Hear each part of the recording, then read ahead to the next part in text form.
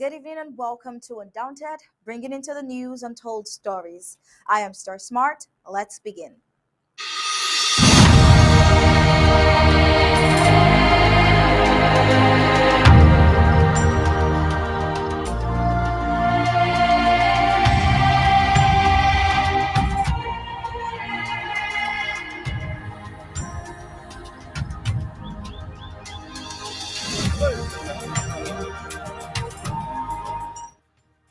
It is said you cannot engage a person in a fight in his backyard and expect to win him.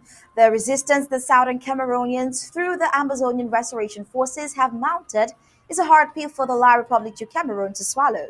The implementation of the war draft instituted by the interim government is winning big for the fight for the liberation of Ambazonia.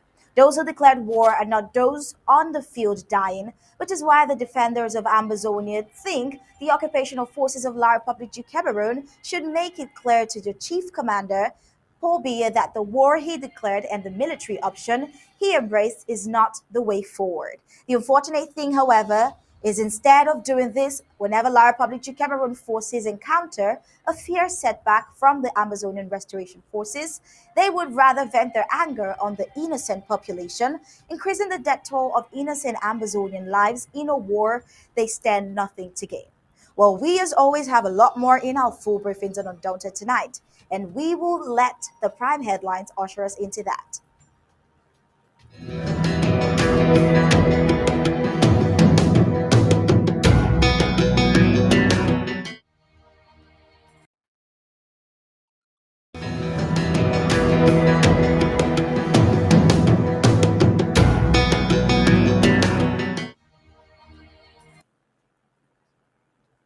Well, these are the prime headlines for today. We'll start with the story of the Ring Road, as it was promised 62 years ago. Well, report says 62 years ago and nothing new has been done. Two soldiers in critical condition following helicopter attack in Ngabo. Right, also today, many fear dead houses raised as La Republic de Cameroon soldiers storm Vekovi. Also today, Putin's international court warrant will be on our discuss list. African reports from Nigeria as well. And in sports, Fulham Bells receives further FA charge relating to the FA Cup loss at Manchester United. Now let's get the news in detail.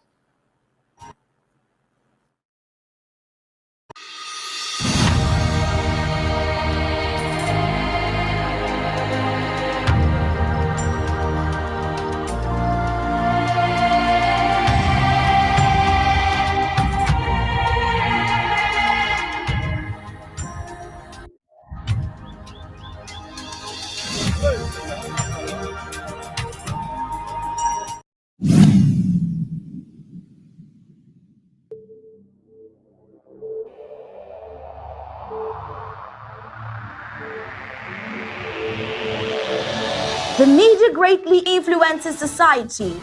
They inform people about what is happening. It permeates people's lives by creating their own criteria and opinions. In this way, the media moves the masses, creating different social movements. For over 60 years, the people of Ambazonia were deprived of such privileges. The privilege to enhance their own criteria and opinion. They have suffered cultural genocide for 6 long decades, but not in this age and not with Undaunted ABC Amber News on board. You must understand that wars are fought and won in the media. The speed of the revolution and Ambazonia's quest for freedom cannot be explained without highlighting the diligent use of the media. Franco-Cameroon colonizers, among other strategic moves, weaponized the media against Ambazonia for so long, and they continue to do so even today. The question would be, how much do the oppressed people of Ambazonia need to counter the media rage? Indeed, how much more is required to stop the genocide? The carnage in Ambazonia didn't start today. In 1961, 1972, 1984, 1992, Ambazonians were slaughtered in huge numbers and help was not forthcoming. Why? Because the oppressor was the piper in the media. The good news is we have what it takes to dictate the pace. Right now, ABC Amba TV is taking advantage of the wonders of multimedia aggressively. To inform the misinformed and disinformed, with Undaunted and other revolutionary programs bringing it to the news, untold stories.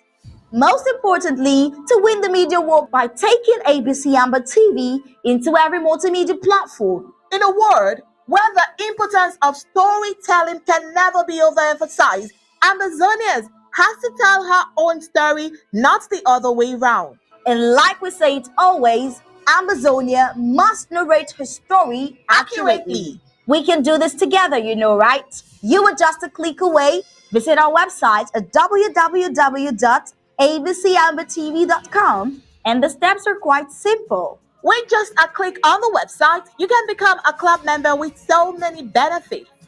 You can also make a one-time donation, advertise and showcase your goods and services at the marketplace on the website. That was easy, right? You're welcome on board. And thank you for opting for the winning team.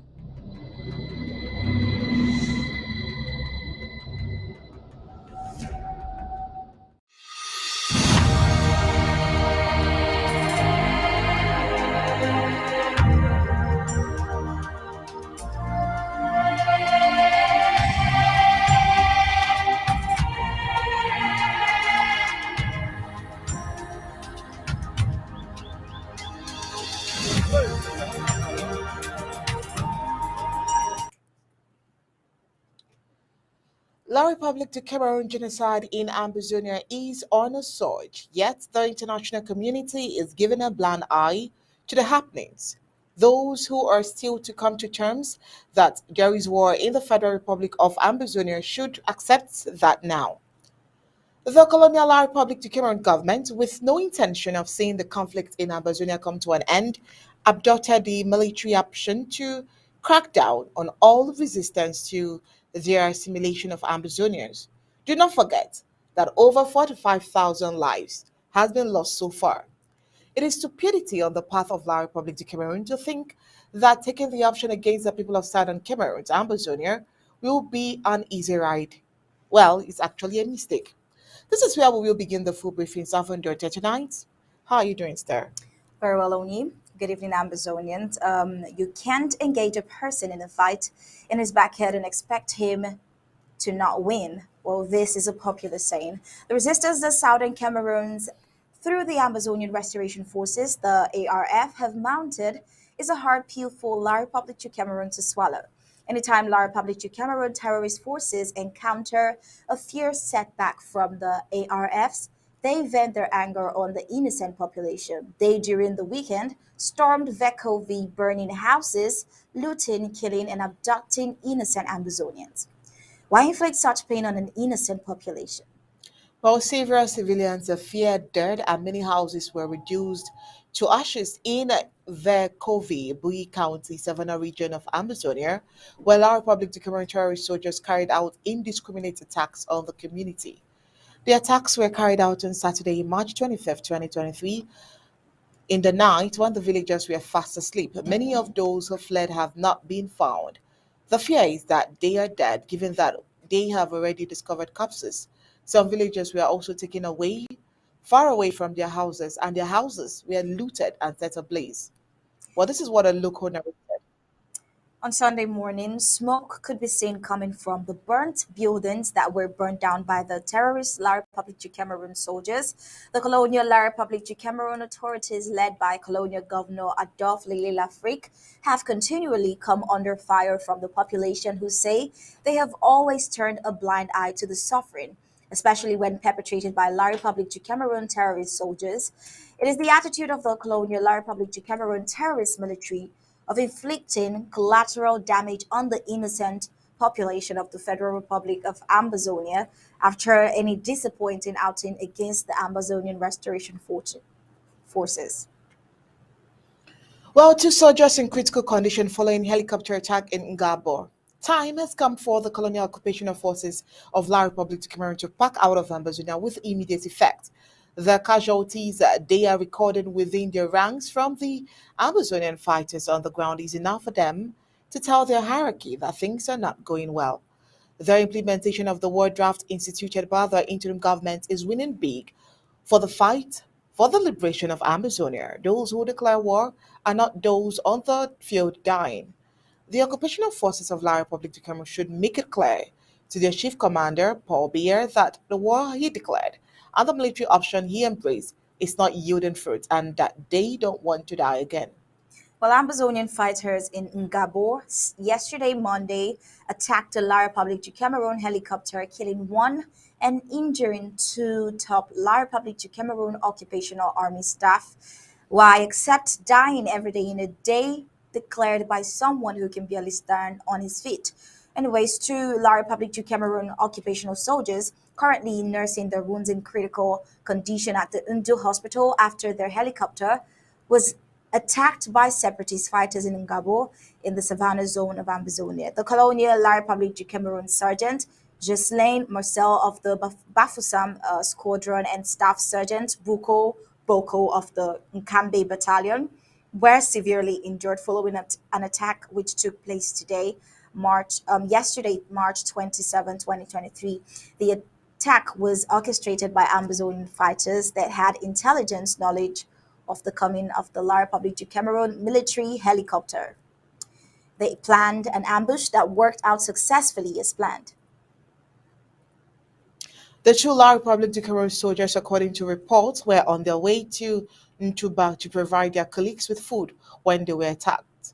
One death has so far been recorded from the attack. It should be recalled that on February 14, 2020, Ngabo came under attack as soldiers raided the village and massacred civilians, including women and children, while they slept. A whole family perished in the attack, which left the world shocked. While La Republic sent its military to go after innocent Ambazonians, spending a huge sum of money that is even leaving the country bankrupt to attack innocent populations of Ambazonia. What have they done in the case of development in Ambazonia or any of the Amazonian local governments? What exactly have they done? Let's take the case of the Nkambe stretch former colonial La Republic du Cameroon President Amadou Ahijo promised the ring road and died without realizing anything. His colonial successor, the octogenarian dictator Biya, came and announced that he was personally going to supervise it, but failed. Thus, traveling from Bamenda to Nkambe remains a nightmare, same as Bamenda to Womb. A distance of 170 kilometers, Bamenda to Nkambe can be covered in 8 to 12 hours, while travelers who used to pay 5,000 francs CFA now pay 20,000 francs CFA for that same road. Now, this is the same distance between the colonial Republic of Cameroon town of Yaoundé and Eboloa, where travelers pay 1,500 francs CFA and take 1 hour to travel. This shows how La Republic of Cameroon, in its evil machinations, intended to keep the southern Cameroon's Ambazonians backwards. But this is the true price, and Kambi has to pay for showing their loyalty to the Crow genocidal Yaoundé regime. Well, Nkambe does not respect the Amazonian Ghost Mondays, Country Sunday. Nkambe celebrates annexations days like 11 February and 20th May only to remain in darkness as no electricity, no roads, no waters, no other befitting infrastructures. Yet the redundant moribund CPDM remains hard creed. It's unfortunate for Nkambe. No, Nkambe Ambazonia must Unfortunately, they have to be free from over 60 years of bondage under colonial La Republic du Cameroon. Well, we'll move on with other reports in Africa. In West Africa, we'll move on with the news after this break. We the people, ABC Amba TV, Ambazonia Broadcasting Corporation, the voice of the voiceless, the voice of Ambazonia, connecting the world from Africa with untold stories, Africa's best.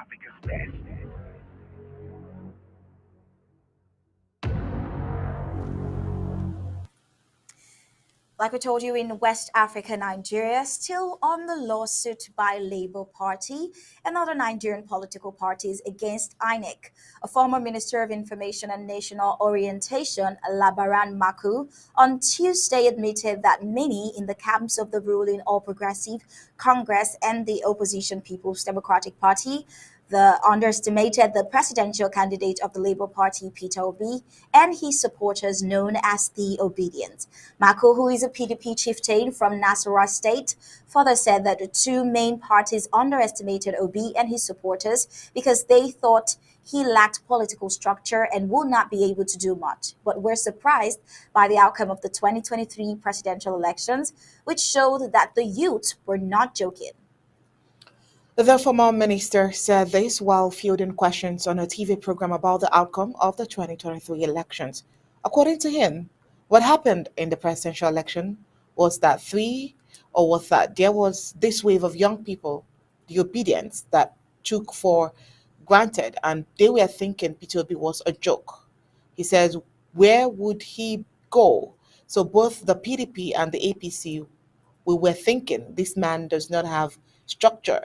He will not be able to do so much, they thought.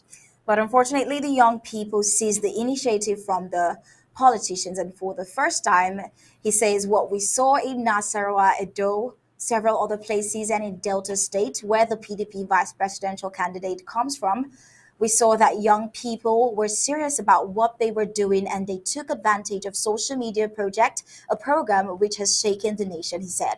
While admitting that the party lost the presidential election in the state to the Labour Party, he claimed that the ruling All Progressive Congress win in the governorship poll was faulty. Of everything about the electoral period in Nigeria, as you can see, the most remarkable has been the uprising of the Nigerian people shockingly to the existing corrupt system.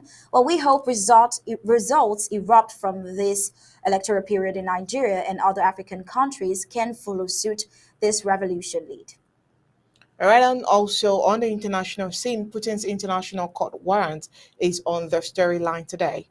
Now, the ICC said earlier this month that it had issued an arrest warrant for Putin for war crimes, accusing him of personal responsibility for the abduction of children from Ukraine. The Kremlin condemned the move as a meaningless and outrageous partisan decision. South Africa is aware of its legal obligation. A spokesman for President Cyril Ramaphosa said on Sunday, referring to a proposed visit by Vladimir Putin after an international court issued an arrest warrant against the Russian leader. Now, Russian President Putin is expected to visit South Africa in August to attend a BRICS summit. Well, quote from Vincent Magwenya, he said, we are, as the government, cognizant of our legal obligations. However, between now and the summit, we will remain engaged with various relevant stakeholders. While there has been no official confirmation of Putin's visit, he has been expected to attend the 15th BRICS summit as he did in 2013. But such a visit would place Ramaphosa's government, which has not condemned Russia's invasion of Ukraine, in a precarious position after the arrest warrant issued by the International Criminal Court (ICC) on Friday. Well, he goes on to say, we note the report on the warrant of arrest that the ICC has issued. It remains South Africa's commitment and very strong desire that the conflict in Ukraine is resolved peacefully through negotiations. That's what he said. All right. And right after this break, we will be bringing you the editorial.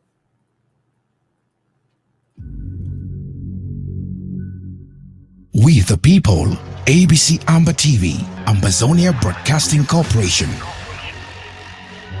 The voice of the voiceless, the voice of Ambazonia, connecting the world from Africa with untold stories, Africa's best.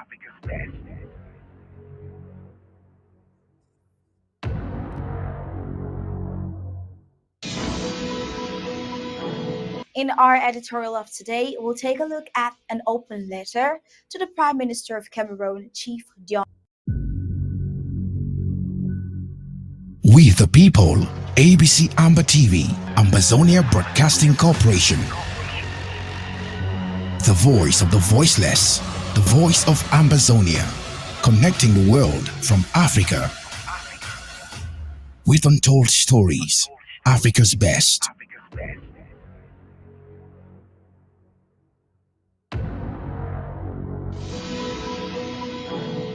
Tonight, we'll look at a special editorial, a conflict that should have been avoided but is now on for almost 6 years and counting, wasting thousands of innocent lives, decades of abject poverty, increasing rates of unemployment, oppression, marginalization under the Franco Cameroon hegemony. In power for over 40 years, the octogenarian president Biya is grappling with an unprecedented crisis from all angles. In this regard, journalist and author Rebecca Tinsley places a question of doubt on the Biya's Cameroon as a dependable friend within the international community. And that is what we will be examining in our editorial tonight. Diving into the article for tonight, we take a look at Rebecca Tinsley's article captioned, Is Cameroon a reliable international partner?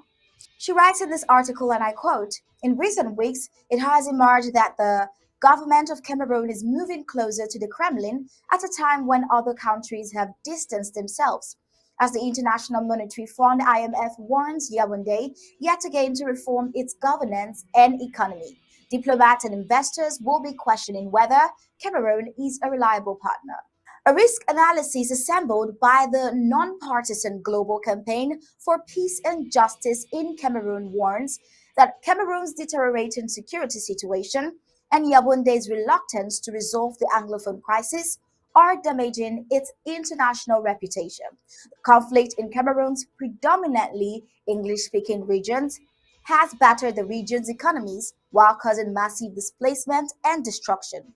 The Canadian government recently hosted three pre-meetings between Yaoundé and several Anglophone separatist groups and representatives, aimed at paving the way for inclusive negotiations. However, the process stalled after a Cameroon government communique denied engagement. If President Paul Biya administration continues to seek a military solution to the long-running separatist crisis, a stalemate of violence will deter investment and all will keep suffering. Cameroon's growing relations with the Kremlin may also cause potential international diplomatic partners and investors to distance themselves. In the wake of Russia's invasion of Ukraine, Cameroon renewed a military agreement with Russia.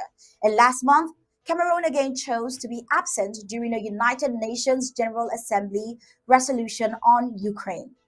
An S&P Global Market Intelligence report published this week states that Cameroon is helping Russia's so-called dark fleet to avoid sanctions. Since the Russian invasion of Ukraine, vessels are moving to the Cameroon flag in the hope that suspicious vessels' practices, including memberships of a shadow fleet, would not be regularly scrutinized or inspected. The S&P white paper stated, there are also concerns that Yaoundé may expand its ongoing relationship with the controversial Wagner Group, the Russian mercenary company subject to international sanctions. The Wagner Group, accused of atrocities in Ukraine, Mali, Libya, and beyond, already uses Cameroon's port of Douala to import heavy equipment and export resources it questionably extracts from Central African Republic. Global businesses considering working in Cameroon may be deterred by widespread corruption of officials and an unreliable legal and banking system, all serious barriers to prosperity. The impartial watchdog groups Transparency International and the Mo Ibrahim Foundation give Cameroon a poor report card on corruption. With Cameroon coming 142nd out of 180 countries and 36th out of 54 African countries, respectively. Both groups rank the corruption of officials in Cameroon as getting worse, despite government's promises to deliver transparency and accountability. The World Bank's most recent annual report on the business environment also described a deteriorating situation. While concluding, Rebecca Tinsley advises, in addition to taking steps to implement transparent business practices, the Yaoundé authorities should heed advice to recommit to the Canada-led peace talks. Use of an impartial facilitator to reach a peaceful agreement is seen as the best chance to improve the country's stability, security, and commercial environment. Canada will reportedly meet with Cameroon this week, allowing Cameroon to become a reliable partner by charting a route to talks and future prosperity. That certainly will be the end of our editorial for tonight. For more of such beautiful articles, visit our website at www.abcambertv.com for more, or become a club member and a part of this winning strategy. Final payment details on your screen. I am Star Smart, reporting for Undaunted, ABC Amber TV. All right, thank you so much, Star Smart, for that editorial. And now let's bring you sports.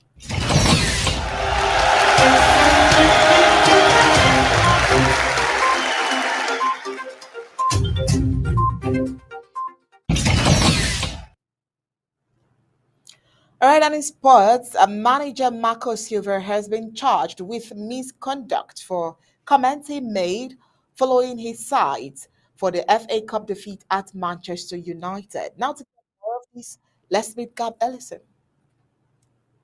Latest world sports. Football. Marco Silva. Fulham boss receives further FA charge relating to FA Cup loss at Manchester United. Fulham manager Marco Silva has been charged with misconduct for comments he made following his side's FA Cup defeat at Manchester United. Silva was sent off during the game amid a 72nd minute incident that resulted in United being awarded a penalty by referee Chris Kavanagh. The Football Association alleges Silva's post-match comments constitute improper conduct in that they imply bias and or question the integrity of the match official and or bring the game into disrepute. Silva, 45, has until Wednesday, 29 March to provide a response. The charge is in addition to the Fulham boss having already been charged with abusive behavior towards match officials during the 3-1 quarter-final defeat at Old Trafford. Silva is also facing an improper conduct charge for allegedly throwing a water bottle in the direction of the assistant referee. United were awarded a penalty following a video assistant referee VAR check that resulted in Brazil winger Willian being sent off for a deliberate handball. Kavanagh also sent Silva to the stands for his actions on the touchline as the referee walked past him to view the pitchside monitor. Fulham striker Alexander Mitrovic received a straight red card for pushing Kavanagh and is facing a lengthy ban. Our story with Chris Kavanagh this season has been tough for us, said Silva after the game. Unfortunately, we have been very unlucky with him this season, many moments. It is difficult to understand some of the decisions.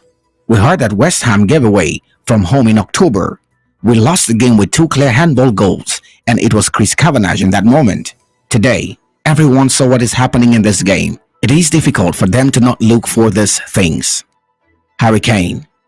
Scoring 100 goals for England will be tough, but is possible.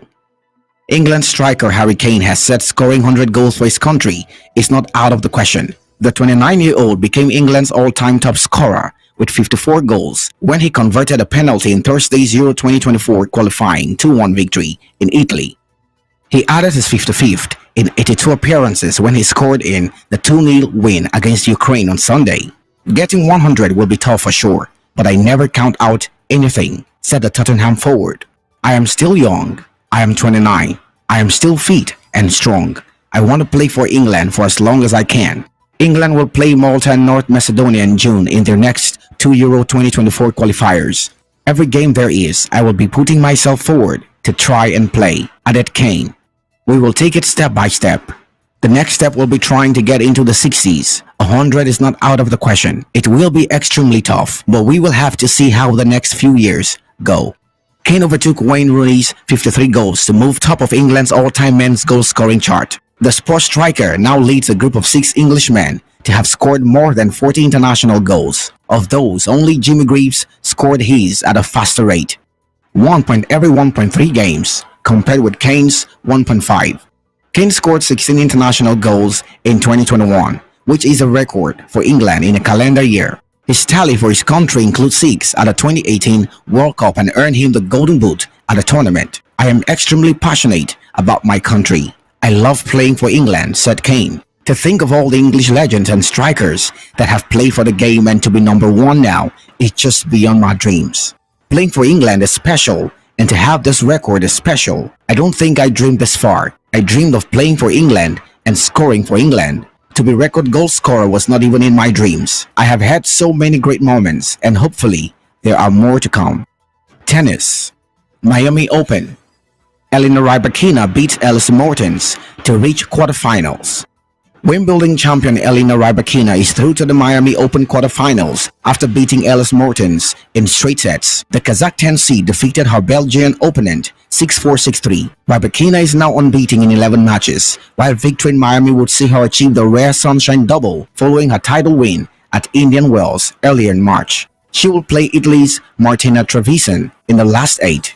It will mark a first WTA 1000 quarterfinal for 25th seed Trevisan after she beat Latvia's former French Open champion Jelena Ostapenko 6-3, 6-3. Elsewhere, Belarus world number 2 Aryna Sabalenka and world number 3 Jessica Pegula of the United States both progressed. Australian Open champion Sabalenka will place Serena Kirsty in the last 8 after she beat Czech Republic's Barbara Krejcikova 6-3, 6-2, while Pegula defeated Poland's Magda Linette 6-1, 7-5 to set up a meeting with Russia's Anastasia Potapova. Bianca Andreescu's tournament is over after the Canadian withdrew from her match against Ekaterina Alexandrova because of injury. The 2019 US Open champion was applauded as she was taken off court in a wheelchair after injuring her left ankle. She had lost the first set on a tiebreak but was leading the second 2-0. Andreescu, who has not won a tournament since her maiden Grand Slam triumph, tore her meniscus in 2020, won a remarkable 7 deciding set among several marathon victories in an exhausting opening to his 2023 season. But he was unable to produce the response required after Lajovic, 32, forced the first break of serve in Game 7 and went on to clinch the opening set. Murray hinted that another memorable comeback could be on the cards as he broke back immediately to stay in the second set at 5-5. However, Lajovic moved quickly to extinguish those hopes with another break and was relieved to serve out the match in straight sets when Murray framed the forehand. When I didn't close it out, I thought it's happening again. Lajovic, who will play American Maxime Cressy, said of Murray's ability to battle back. It is a disappointing result for Murray, who had not lost in the opening round of a tournament since early January, and he is now 8-5 overall this season. Some days you obviously don't hit the ball your best, but my movement wasn't great today, Murray said. I served pretty well, but the rest of the game was a bit of a problem. Gab Ellison reporting for Undaunted, ABC Amba News.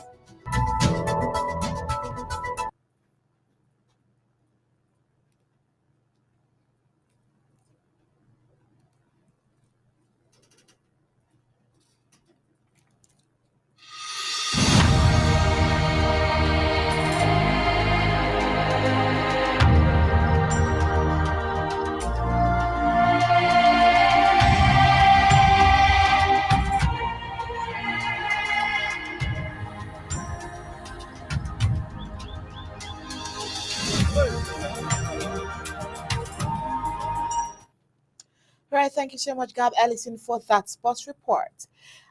But with that sports report, we've come to the end of Undaunted tonight. But before we go, let's take a recap of our major stories. In our stories today, we told you the ring road promised by colonial La Republic to Cameroon since 62 years ago remains an eyesore. And also the 2 soldiers in critical condition following a helicopter attack in Ngabo. Also, we brought to you the many to be feared dead houses raised as La Republic to Cameroon soldiers storm Verkove in revenge. Today on the international scene, we told you that Putin's international court warrant is becoming an issue to his visit in South Africa. Also, African report from Nigeria. And in sports, we told you that Fulham boss receives further FA charge relating to FA Cup loss at Manchester United. And that was it for tonight on Don't bring you to the news on Judge Stories. On behalf of my co-anchor here, Star Smart, and the entire Don't crew, we say thank you for tuning in. Believe you with ABC Amber TV images. Good night and God bless you.